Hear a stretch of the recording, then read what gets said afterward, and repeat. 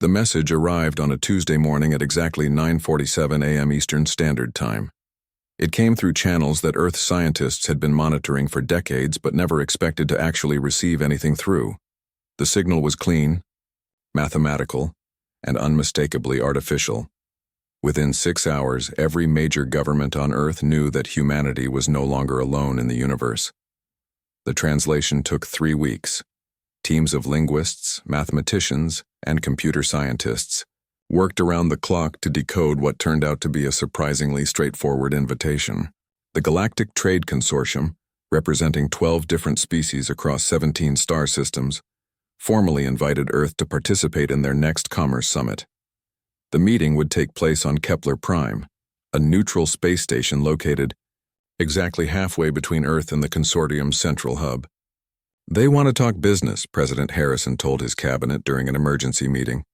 "Not war, not territorial disputes, not ideology. They want to trade." The invitation was written in careful diplomatic language. It spoke of mutual understanding, peaceful cooperation, and the gradual integration of Earth into the galactic economy. The aliens emphasized their commitment to nonviolence and their hope for a harmonious relationship with humanity. They requested that Earth send its most skilled diplomats and negotiators to represent the planet's interests. Most governments would have sent their foreign ministers, career diplomats, or perhaps university professors specializing in international relations. Earth's leadership had a different idea. "Get me Morrison," the Secretary of Commerce said during the follow-up meeting, "and Grant, Carter, and Walsh." Jake Morrison was in the middle of closing a deal worth $800 million when his phone rang. He was sitting across from three executives who had spent the last 6 months trying to avoid selling their company to him. They were sweating despite the air conditioning in the conference room. Morrison let the phone ring twice before answering it. "This better be important," he said without looking away from the executives. "Mr. Morrison, this is the White House. The president needs to see you immediately." Morrison closed the deal in the next 15 minutes. He always closed faster when he was in a hurry. Lisa Grant was easier to find. She was giving a presentation to a room full of investors about her latest acquisition target, a telecommunications company that didn't know it was about to be acquired. Her assistant whispered in her ear during the middle of her speech about projected earnings growth. "Ladies and gentlemen, I'm afraid I need to cut this short," Grant said to the room. "But don't worry, the numbers speak for themselves. We'll own them by Friday." She was right. They always were. Ben Carter was the hardest to locate because he was technically on vacation. He was sitting on a beach in Hawaii, but he had 3 laptops open and was running 2 video conferences simultaneously. One was with his development team in San Francisco. The other was with potential investors in Tokyo. When the call came through, he closed both laptops without explanation.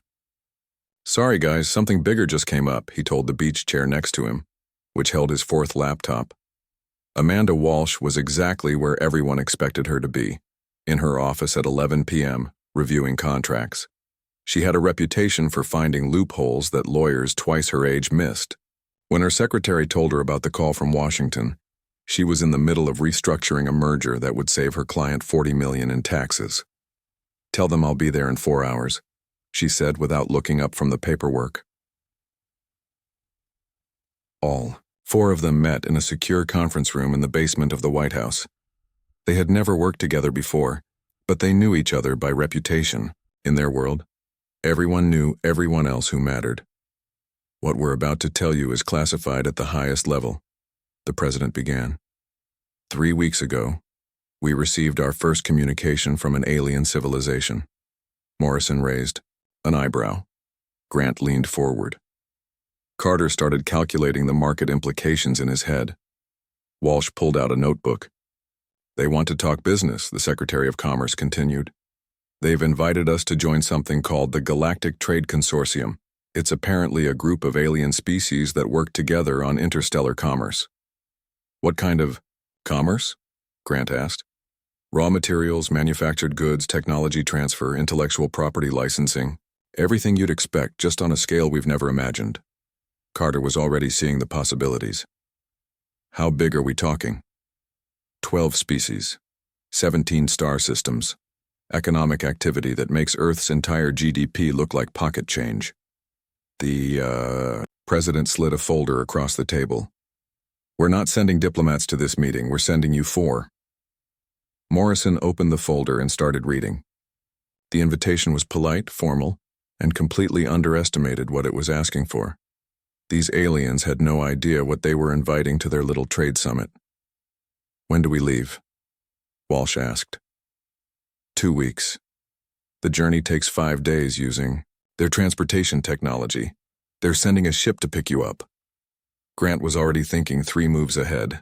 What do we know about their business practices? Not much. They seem to value consensus, tradition, and long-term relationships. Their economic systems appear to be based on cooperation rather than competition. The 4 humans exchanged glances. In that moment, they understood exactly what was about to happen. These aliens had built their economic systems around cooperation and mutual benefit. They were about to meet humans who had spent their entire careers learning how to win in zero-sum games. Do we have any intelligence on their financial structures? Morrison asked. Some. We've intercepted fragments of their communications. They seem to use barter systems, gift economies, and resource-sharing agreements. Nothing like modern capitalism. Carter was already designing strategies in his head. What about their decision-making processes? Slow, consensus-based. Some species take months to make simple choices. Walsh smiled for the first time since entering the room. Months? The longest recorded negotiation between 2 consortium species took 14 years. Morrison closed the folder. Gentlemen, I think we're going to revolutionize galactic commerce. The aliens had sent an invitation to Earth's diplomats. Instead, they were about to meet Earth's apex predators. The only difference was that these predators wore business suits and carried briefcases instead of claws and fangs. But they were still predators, and they had just been invited into a galaxy full of prey that had never learned how to defend itself against their particular kind of hunting. The alien ship that came to collect them looked nothing like anything humanity had imagined. It was smooth, organic-looking, and completely silent as it descended through Earth's atmosphere. The 4 humans watched from the launch facility as something the size of a city block landed with less noise than a falling leaf. Interesting propulsion system, Carter muttered, already wondering about the patent implications. The aliens who greeted them were equally surprising. The delegation consisted of 3 different species, each one stranger than the last. The leader was tall and thin with blue-green skin and 4 arms. He introduced himself as Ambassador Veltaris of the Zenthari Commonwealth. His voice came through a translation device that made him sound like he was speaking through water. Welcome, honored representatives of Earth, Veltaris said, performing what looked like a complex bow that involved all 4 arms. We are deeply grateful for your willingness to join our humble gathering. Morrison stepped forward and extended his hand. Jake Morrison, Earth Trade Delegation.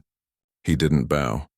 The alien stared at the outstretched hand for several seconds before carefully reaching out with one of his 4 arms to shake it. The translation device made a series of clicking sounds that might have been confusion. The second alien looked like a walking tree made of crystal. It spoke in musical tones that the translator rendered as mathematical concepts rather than words.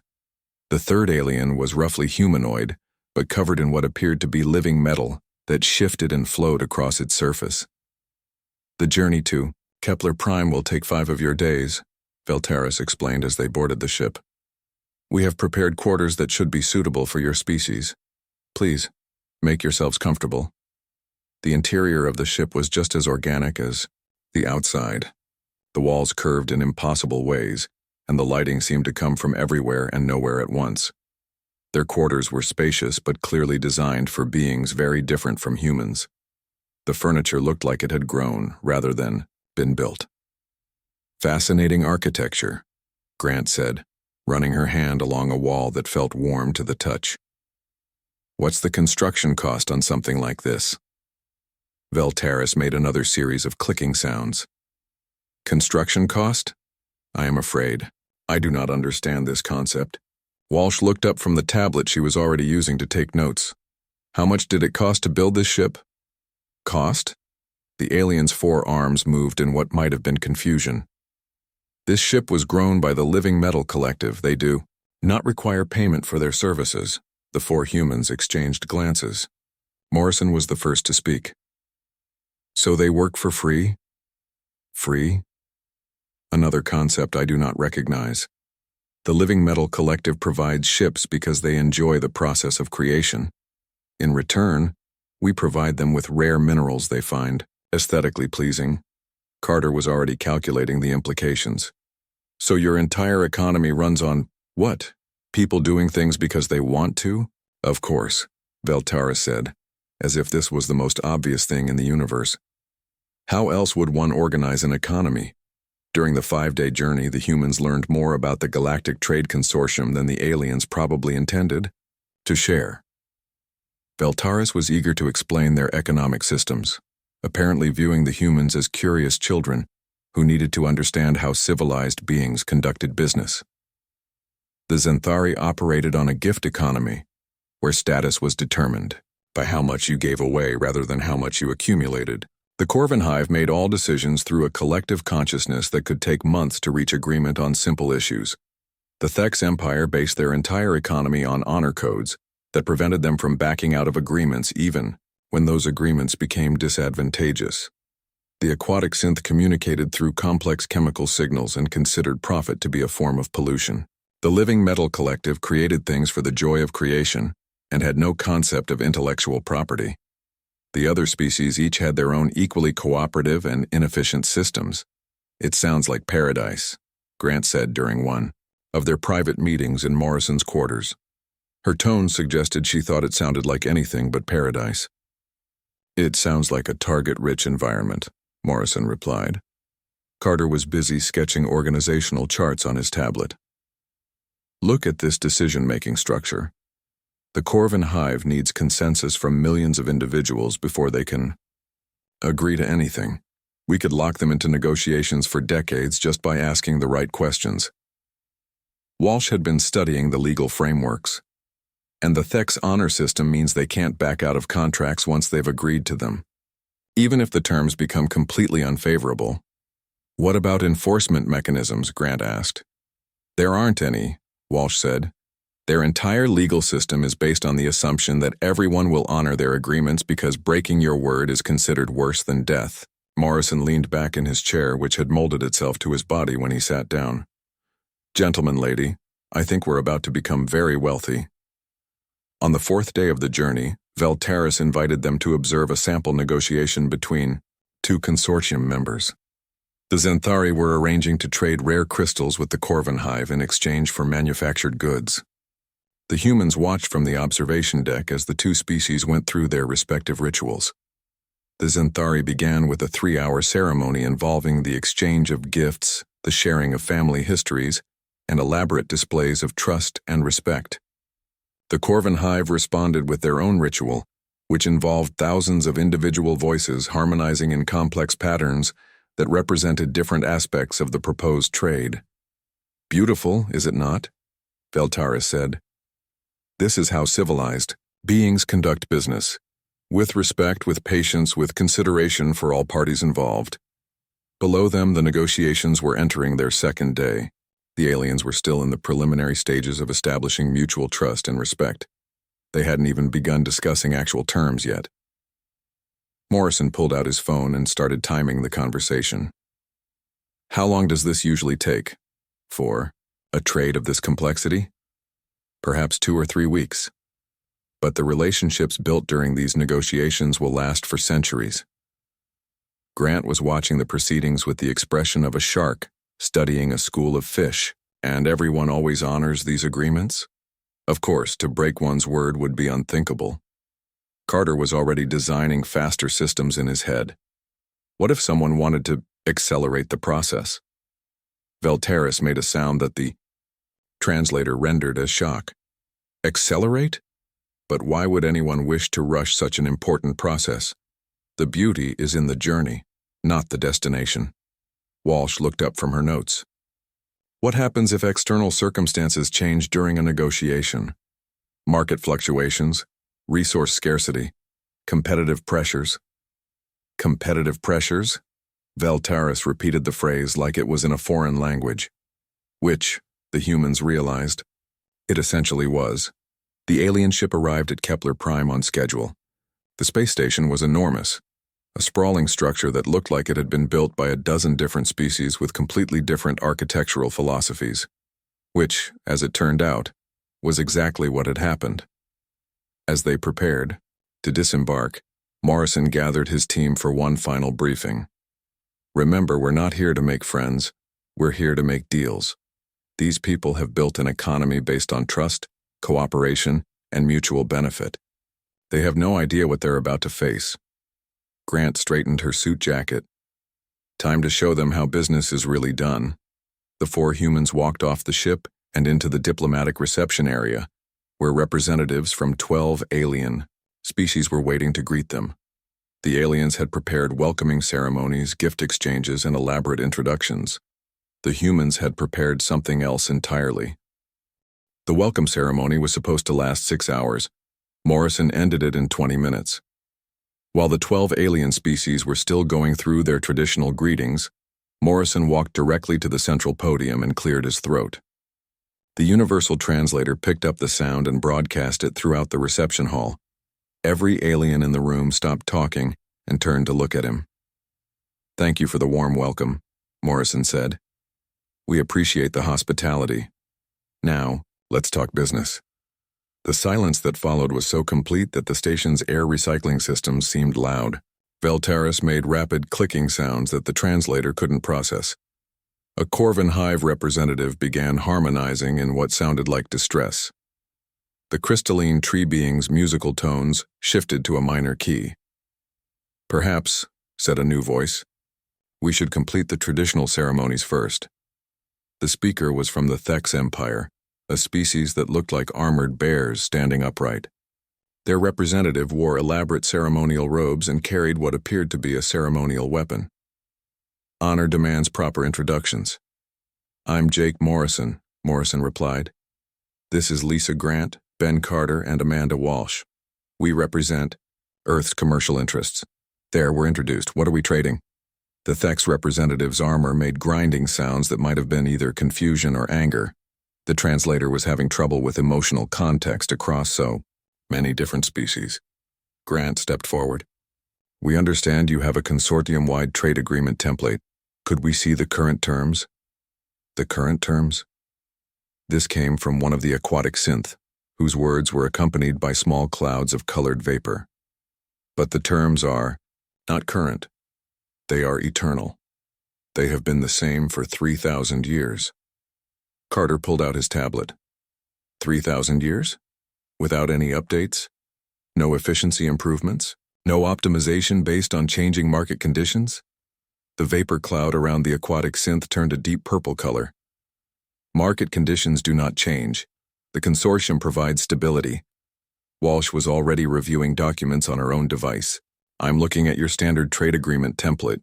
This is interesting." "Interesting how?" Grant asked. "Well, there's no penalty clauses for late delivery, no price adjustment mechanisms for supply and demand fluctuations, no exclusivity provisions, no intellectual property protections." Walsh looked up from her tablet. "It's basically a gentleman's agreement with no enforcement mechanisms." The Corvin Hive representative spoke in their characteristic harmonized voice. "Enforcement? But why would anyone need enforcement? All consortium members honor their agreements." Morrison was studying the room layout while listening to the conversation. 12 species, each with their own economic philosophy, all based on cooperation and trust. It was like walking into a kindergarten classroom and finding that the children had built a functioning economy based on sharing toys. "Let's start with something simple," Morrison said. "We understand the Zenthari have rare earth minerals that several other species need. The Corvin Hive has manufacturing capabilities that could benefit from those minerals. Let's make a deal." Veltaris performed his four-armed bow.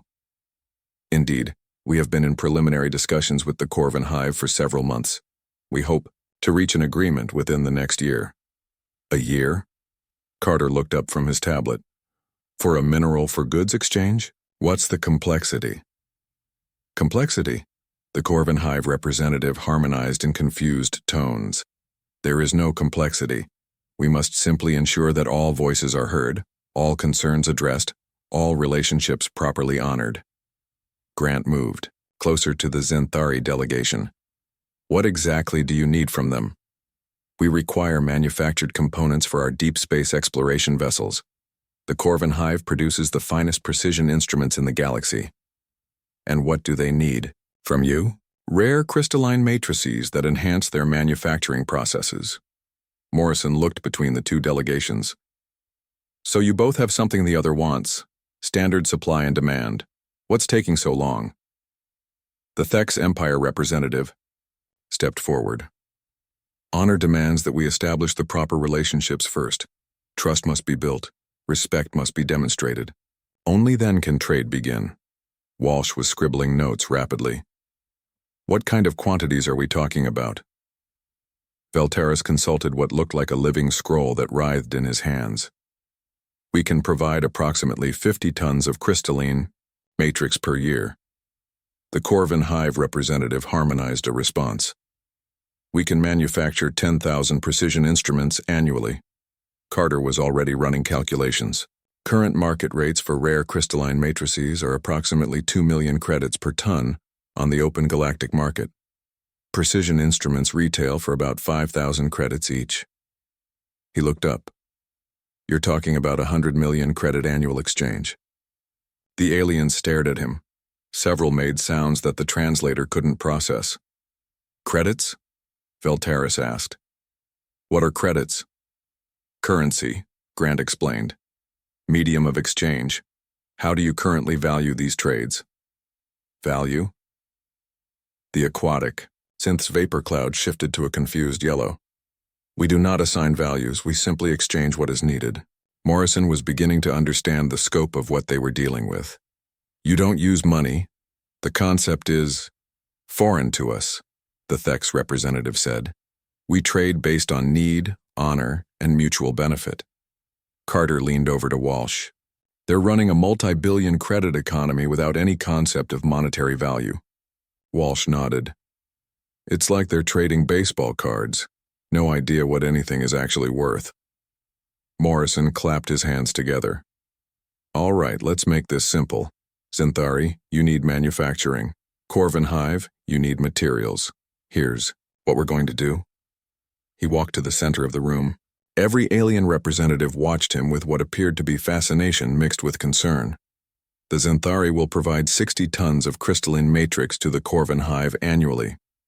In exchange, the Corvin Hive will manufacture 12,000 precision instruments, delivery schedule, quarterly shipments, payment terms net 30 days. Penalty clauses for late delivery, 5% of shipment value per week. Price adjustment mechanism tied to supply availability. 3-year contract with automatic renewal unless either party provides 90 days notice. The silence was deafening. Grant stepped forward. Furthermore, Earth will serve as the financial intermediary for this transaction. We'll handle currency conversion, delivery scheduling, and quality assurance. For a small fee, of course, Carter added. What is a fee? The Corvin Hive representative asked. Payment for services, Walsh explained. We provide value, you compensate us for that value. The Thex Empire representative's armor was making increasingly loud grinding sounds. This is not how things are done. Where is the ceremony? Where is the respect? Where is the honor? Morrison smiled. The honor is in getting things done efficiently. The respect is in delivering what you promise when you promise it. The ceremony is signing a contract that protects everyone's interests. Veltaris was looking at his delegation with all 4 eyes. They were having a rapid conversation in their own language that the translator wasn't processing. Other species were doing the same thing.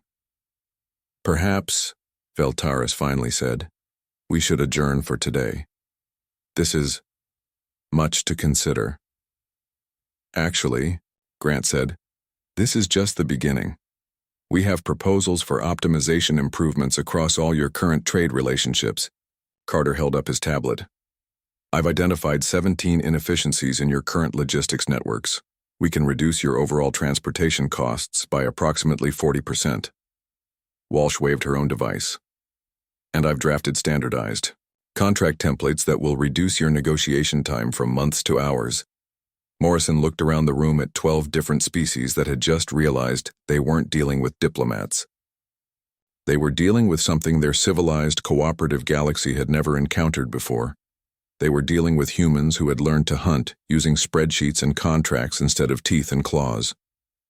The real negotiations were about to begin. The second day of negotiations began at exactly 8 o'clock in the morning, Earth Standard Time. The humans had arrived 30 minutes early and were already reviewing documents when the alien delegations entered the conference room.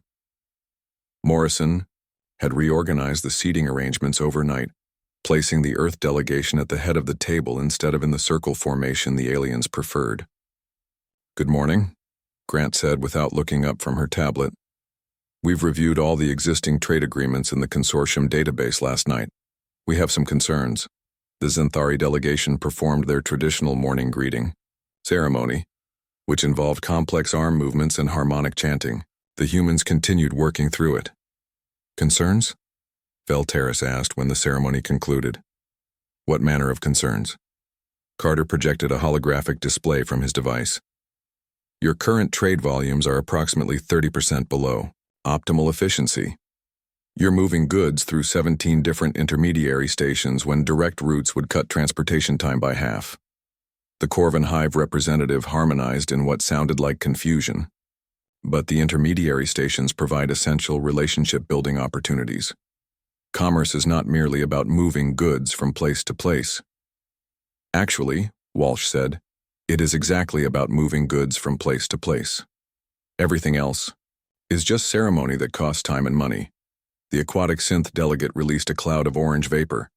"Money. This concept continues to perplex us.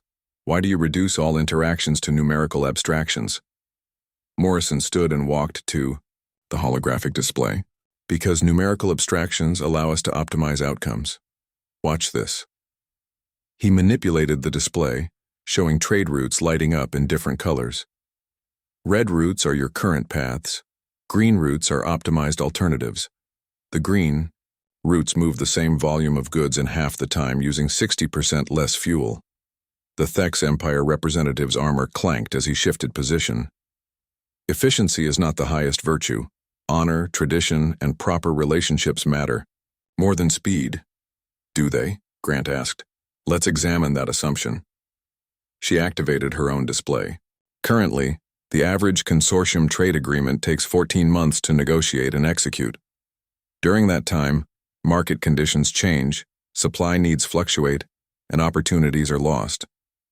The mineralium crisis 3 years ago could have been resolved in weeks instead of lasting 8 months if you had efficient negotiation protocols." Every alien in the room made sounds of distress at the mention of the mineralium crisis. It had been a consortium-wide shortage that affected 17 different trade relationships and took nearly a year to resolve through traditional diplomatic channels. The crisis was resolved through patient cooperation and mutual sacrifice, the Corvin Hive representative said. All voices were heard, all needs were considered. Carter was already pulling up financial projections. The crisis cost the consortium approximately 4 billion credits in lost productivity. Using our proposed optimization protocols, the same situation could be resolved in 3 weeks at a cost of 50 million credits. But the relationships built during that crisis strengthened the entire consortium, Veltaris protested. Hardship, shared as bonds forged. Walsh looked up from her legal documents. Hardship shared is profit lost, and profit lost is opportunities missed, and opportunities missed is competitive disadvantage. The crystalline tree being that represented the Silicon Collective played a series of musical notes that the translator rendered as, "Competitive disadvantage implies competition. The consortium does not compete. We cooperate." Morrison returned to his seat. "That's your first mistake. Everything is competition. Even cooperation is just competition with a different rule set." The room fell silent except for the gentle humming of the station's life support systems. The aliens were clearly struggling to process concepts that contradicted their fundamental understanding of how civilized beings should interact. Grant activated a new display, Let's make this concrete. The Xanthari need rare metals from the Outer Rim territories. Currently, you trade through the Corvin Hive, who trade through the Thex Empire, who trade through the Silicon Collective, who finally reach the mining operations. 4 intermediaries, each taking their share and adding processing time. Each intermediary provides valuable services, the Thex representative said. They ensure quality, facilitate relationships, and maintain consortium standards. They add cost and delay, Carter corrected. Earth can provide direct shipping routes that bypass 3 of the 4 intermediaries. Delivery time drops from 6 months to 6 weeks. Cost reduction of 40%. Quality assurance through standardized inspection protocols. The aquatic synth's vapor cloud turned a deep purple. This eliminates the relationship building that strengthens consortium bonds. No, Walsh said. It eliminates inefficiency that weakens consortium profits. Felteris was consulting with his delegation in rapid, high-pitched tones that the translator couldn't follow. Other species were doing the same. The room filled with a cacophony of alien languages, musical tones, vapor clouds, and armor clanking. Morrison waited for the noise to die down before speaking. We understand this is a significant change from your traditional methods. That's why we're proposing a gradual transition. Start with one trade route, measure the results, expand based on performance.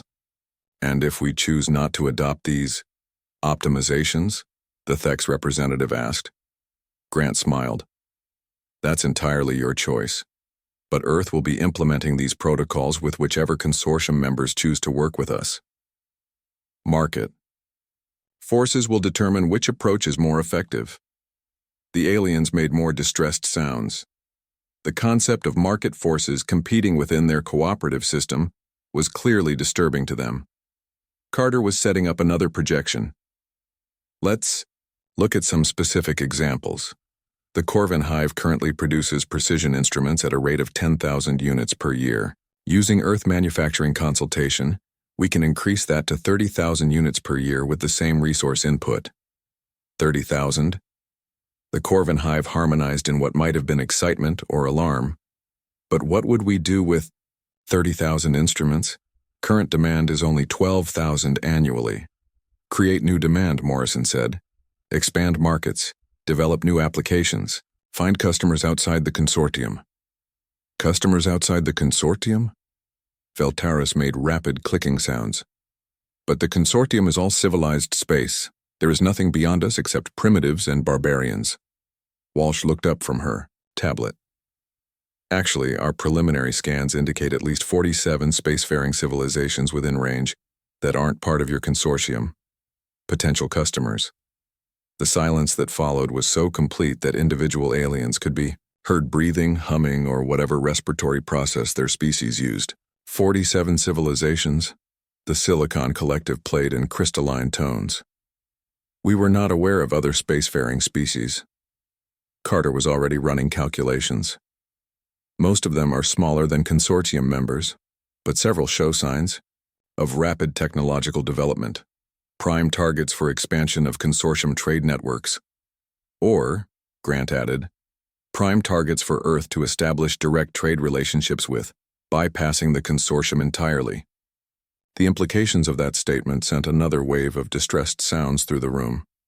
The aliens were beginning to understand that the humans weren't just proposing changes to the consortium, they were proposing alternatives to the consortium. Morrison stood again. Gentlemen, ladies, respected beings, let me be clear about what's happening here. The galaxy's economy is about to change whether you participate or not. Earth is bringing efficiency, optimization, and competitive practices to galactic trade. You can adapt and prosper, or you can maintain your traditional methods and watch as more efficient operators capture your market share. Felteris was trembling with all 4 arms. This is not how civilized beings conduct themselves. Where is the cooperation?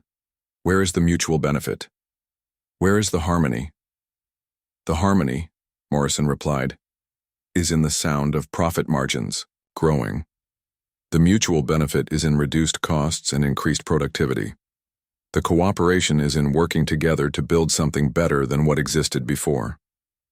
The aliens were learning that humans didn't just want to join their economic system. The humans wanted to replace it entirely. The final day of negotiations began before dawn. Morrison was already in the conference room when the station's artificial daylight cycle activated, reviewing the contracts that Walsh had spent all night preparing. By the time the alien delegations arrived, the humans had transformed the meeting space into something that looked more like a corporate boardroom than a diplomatic gathering. Gone were the circular seating arrangements that encouraged equality and cooperation. Instead, the humans had arranged the furniture to create clear hierarchies, with Earth's delegation positioned at the commanding end of a long table. Charts, graphs, and financial projections covered the walls. The gentle lighting that the aliens preferred had been replaced with brighter, more focused illumination that made everything feel urgent and businesslike. "Good morning," Grant said as the various species filed into the room. "We have prepared final contract packages for each delegation. We'll need your signatures before the close of business today." The Zenthari delegation stopped just inside the doorway. Veltaris was making rapid clicking sounds that the translator was struggling to process. "Signatures today? But we have not completed the traditional negotiation ceremonies. We have not built the proper relationships. We have covered all essential points," Carter interrupted, not looking up from his tablet. "Contract terms are clearly defined. Performance metrics are established. Delivery schedules are optimized. Payment structures are standardized. What else do you need?" The Corvin Hive representative harmonized in distressed tones. "But the consensus process requires consultation with our home worlds. We cannot make binding commitments without hearing all voices." Walsh slid a document across the table. "Section 12, Subsection 4 covers decision-making authority for your designated representatives. By accepting your positions on this delegation, you already have binding authority to act on behalf of your respective governments." The Thex Empire representative's armor was making continuous grinding sounds. "This is not honorable. Proper agreements require time, ceremony, the blessing of ancestors." "Your ancestors," Morrison said, finally looking up from his papers, "never had to compete in a galactic economy with players who understand efficiency. Times change. Adapt or get left behind." The aquatic synth released a cloud of deep red vapor that made several other species back away. The color indicated extreme distress in their species. "This is not the way of civilized beings. Where is the patience? Where is the wisdom of careful consideration?" Grant activated a holographic display that showed shipping routes, profit margins, and competitive analyses. "Wisdom is understanding that while you've been taking months to make simple decisions, Earth has been building direct trade relationships with 17 non-consortium civilizations. 3 of them have already signed exclusive supply agreements with us." The room erupted in sounds of alarm from every species present. Exclusive agreements were unknown in consortium culture, where everything was shared and cooperative. Exclusive agreements? The Silicon Collective's crystalline form resonated with harsh, discordant notes. "But that prevents others from accessing those resources." "Exactly," Carter said. "That's the point. Business is about gaining advantages over your competitors. You've been thinking like a collective garden where everyone shares everything equally. We think like an ecosystem where the most efficient predators get the best hunting grounds." Veltaris was trembling with all 4 arms. "Predators? Hunting grounds? These are the words of barbarians, not civilized traders." Morrison stood and walked to the center of the room. "Gentlemen, respected beings, let me explain what's going to happen whether you sign these contracts or not. Earth is implementing our business model across this sector of the galaxy. We're offering you the opportunity to be our partners rather than our competition." "And if we refuse?" the Thex representative asked, his armor clanking ominously. Walsh pulled up another display showing market projections. "Then in 18 months, Earth-based shipping companies will control 60% of the trade routes you currently depend on. In 3 years, our manufacturing partnerships will be producing goods at 40% lower cost than your current suppliers. In 5 years, the Galactic Trade Consortium will be irrelevant." The silence that followed was different from the previous shocked silences. This one felt final, like the moment when prey realizes it's been surrounded by predators. The Corvin Hive representative was the first to speak. You are asking us to abandon everything our civilizations have built over millennia. Our cooperative frameworks, our consensus-based decisions, our relationship-focused commerce. We're asking you to evolve, Grant replied. Every successful species adapts to changing environments. The environment has changed. We're here now. Carter was pulling up financial models on his tablet. Look at the numbers. Consortium trade. Volume last year, 800 billion credits. Earth projects that we can increase that to 2 trillion credits within 5 years using our optimization protocols. Everyone gets richer. Everyone wins. Everyone? The aquatic synth's vapor cloud had shifted to a sickly yellow color. What about the species that cannot adapt to your efficiency requirements? What about the smaller civilizations that depend on our current cooperative structures? Morrison's expression didn't change. Market forces will determine which species thrive and which ones don't. That's not cruelty. That's nature. Veltaris was consulting rapidly with his delegation again. The other species were doing the same, creating a cacophony of alien languages and communication methods. When the noise died down, he spoke for all of them. We need time to consider these proposals, to consult with our home governments, to seek the wisdom of our elders and councils. You have until 5 o'clock today, Walsh said, checking her watch. After that, these offers expire and we move forward with alternative partnerships.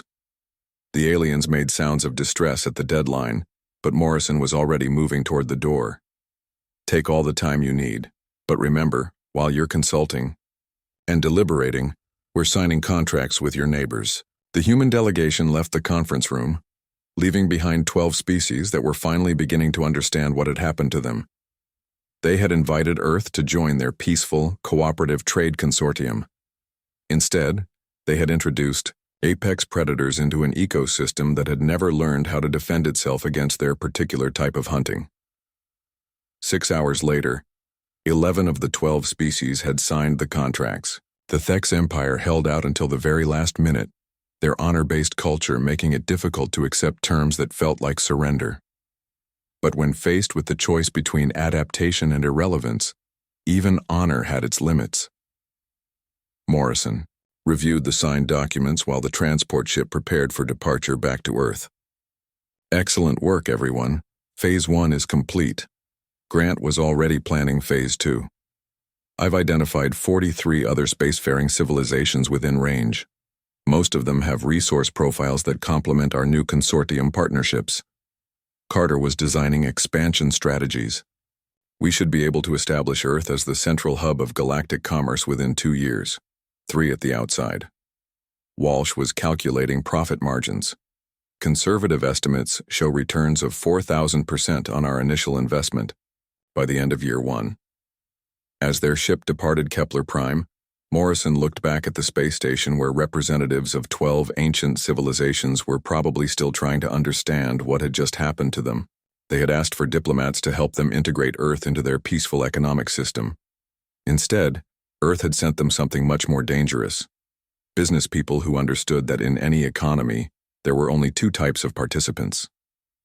There were predators and there was prey. The galaxy had just learned which one humanity was.